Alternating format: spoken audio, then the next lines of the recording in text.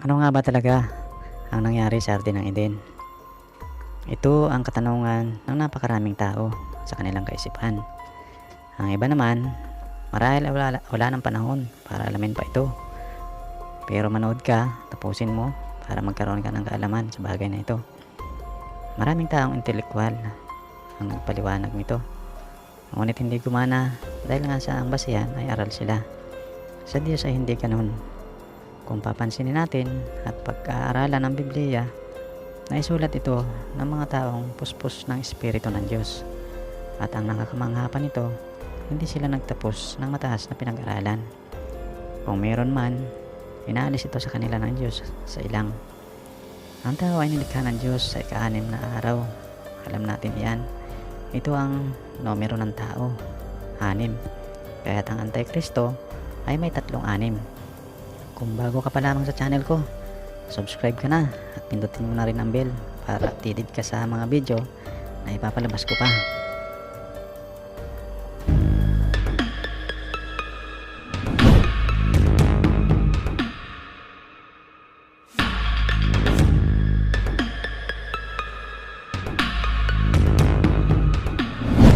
Sa Genesis 1:27 at sa Genesis 2:7, kung titingnan natin, parang 2 beses naglikha ang Diyos ng tao. Pero hindi ganoon, kundi 1 beses lang. At yan ay ang taong si Adan. Ganito ang nangyari sa paglikha ng Diyos. Sa Genesis 1:27, siya ay spirit being na Adan. Kaya nga tinawag siyang kawangis ng Diyos dahil ang Diyos ay espiritu. Nilalang sila ng Diyos, lalaki at babae.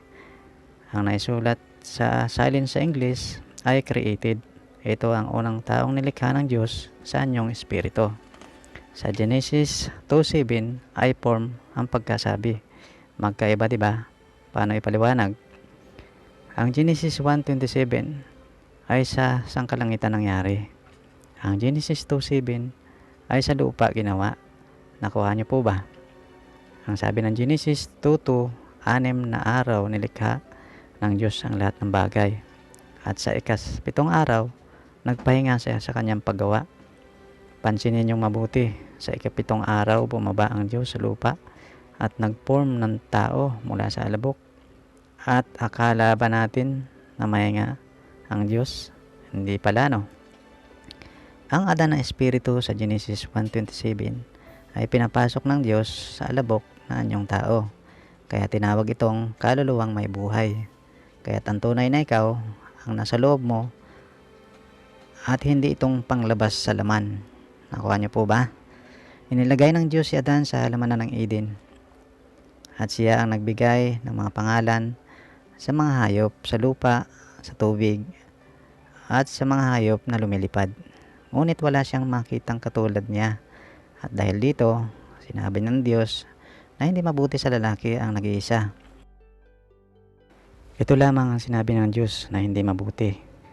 Lahat ng nilikha niya ay nasabi niyang mabuti. Kaya't mabuti sa tao ang may asawang babae mula sa Diyos. Perfect wife, sabi nga. Kaya't pinatulog ng mahimbing ng Diyos si Adan at kinuha ang isang tadyang niya at ginawang babae. Ang Biblia ay tahimik dito sa paggawa sa babae. Marahil, binalot rin ng alabok ang tadyang ni Adan na siyang lumitaw na babae. Pahayag ng science na narinig natin, kailangan ng 16 element ang ating katawan upang mag-isang tao. Tama ba? Si Adan at ang babae ay parehong hubad at hindi sila nagkakahayaan dahil hindi na alam na hubad sila. Wala silang alam dito dahil may tabing ng kabanalan ng Diyos ang mga mata nila. Walang alam si babae kung saan siya galing. Si Adan ang nagpaliwanag nito sa kanya. Ang salitang woman, ang ibig sabihin ay mula sa lalaki.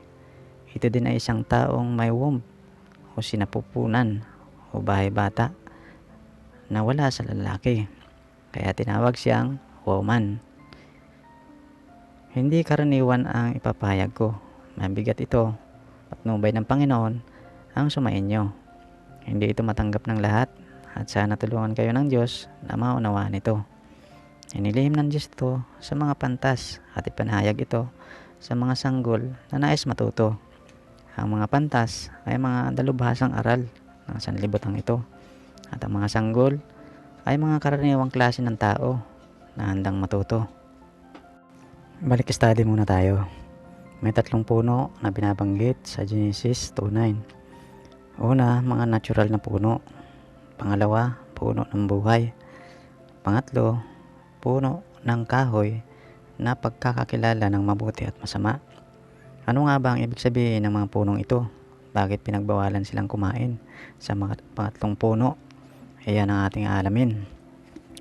Natural na puno ang unang nabanggit na namumunga sa lupa na pwedeng kainin.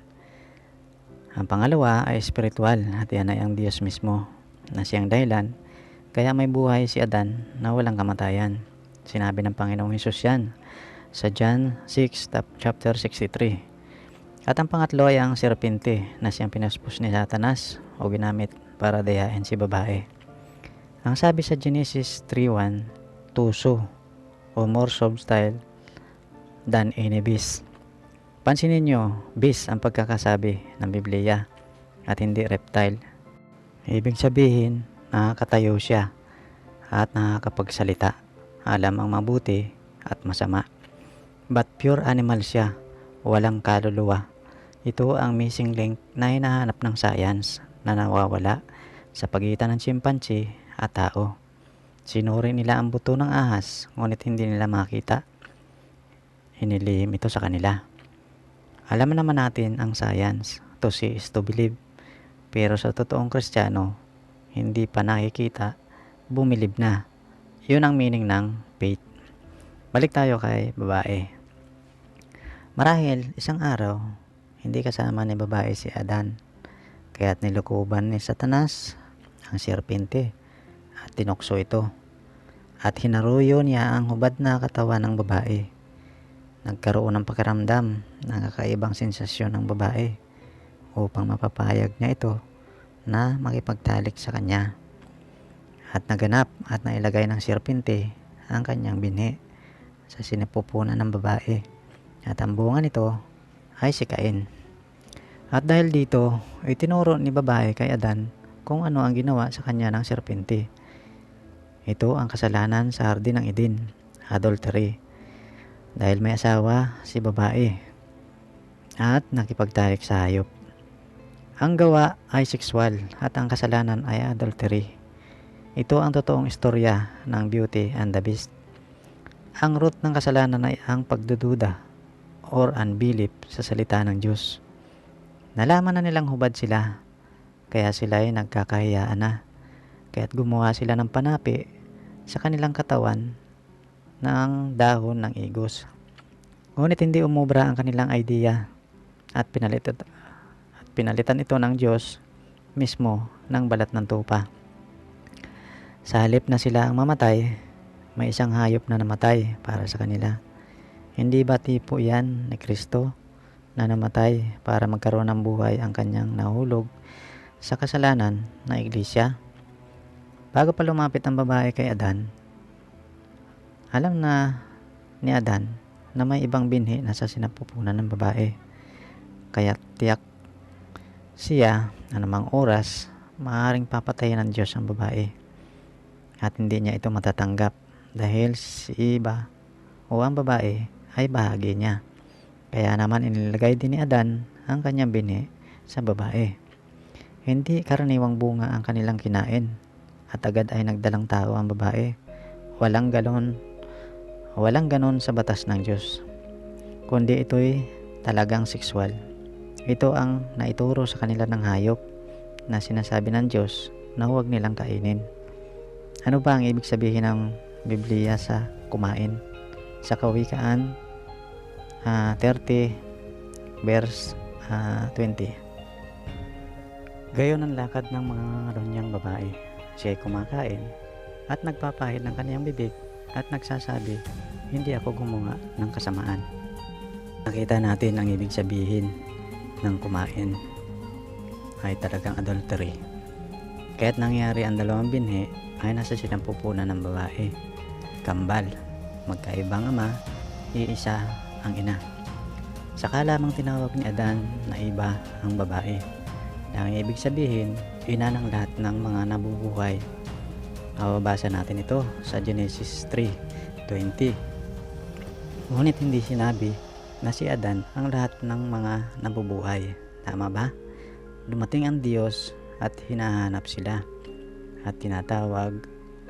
Alam ng Diyos na nasa likod sila ng puno na kanilang pinagtataguan. Ang tinatanong dito ng Diyos ay sa anong kalagayan na sila. Nagtatago na sila dahil namulat ang kanilang mata sa bagay ng knowledge na hubad sila dahil sa kasalanan. Dito na nagkaturuan. Itinuro ni Adan si Eva at itinuro naman ni Eva ang serpente. Sa puntong ito, walang maituro ang serpente, kaya agad siyang sinumpa ng Diyos at na-transform ang kanyang katawan sa isang ahas. At mula noon, siya ay gumagapang na at naging kapamilya ng reptile. Nakuha niyo ba?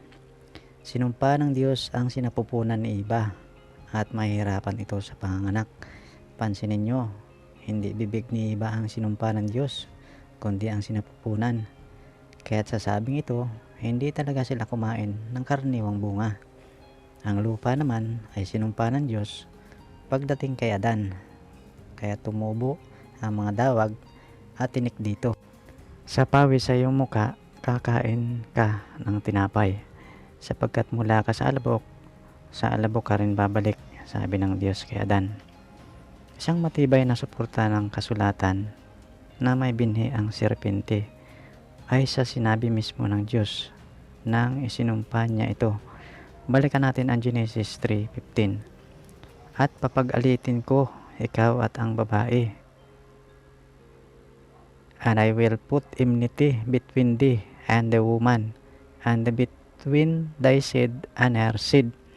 Dalawang binhi ang maglalaban dito, ang binhi ng babae at binhi ng serpente. Lalaki lang ang may binhi, alam natin yan, at wala ang babae. Pero bakit sinabi ng Diyos na binhi ng babae? Tumutukoy ito sa isang propesiya na manganganak ang isang dalaga at ipapanganak ang Kristo na magliligtas sa sangkatauhan. At ang binhi ni Satanas mula sa serpente na pumatay sa mga banal na tao hanggang kay Kristo sa krus ng Kalbaryo. Si Cain ang binhi ng serpente na mamamatay tao at walang galang sumagot sa Diyos at walang kapahayagan kung ano ang tamang alay sa pagsamba sa Diyos. Akala niya prutas talaga ang dahilan ng kasalanan, kaya prutas din ang inialay niya sa kanyang ginawang altar. Pansinin, maganda ang altar ni Cain. Napapalamutian ito ng mga bulaklak mula sa kanyang pagsasaka. Hindi ba ganon pa rin ngayon? Ngunit ang kay Abel, makalat, puno ng dugo ang altar, at iyon ang kinalugdan ng Diyos. Walang sino mang nagturo kay Abel na gawin ito, kundi ito ay revelation mula sa Diyos. Ganon ang mga anak ng Diyos, may kapahayagan na hindi prutas kundi dugo ang naging dahilan kaya nagkasala ang tao. Sa makatuwid, si Abel lamang ang anak ni Adan na anak ng Diyos. Salamat sa panonood at sana may natutunan kayo. Sa sunod na ating pag-uusapan, ang daan ng binhi ng serpente at kung saan ito tumungo. Pagpalain kayo ng Diyos.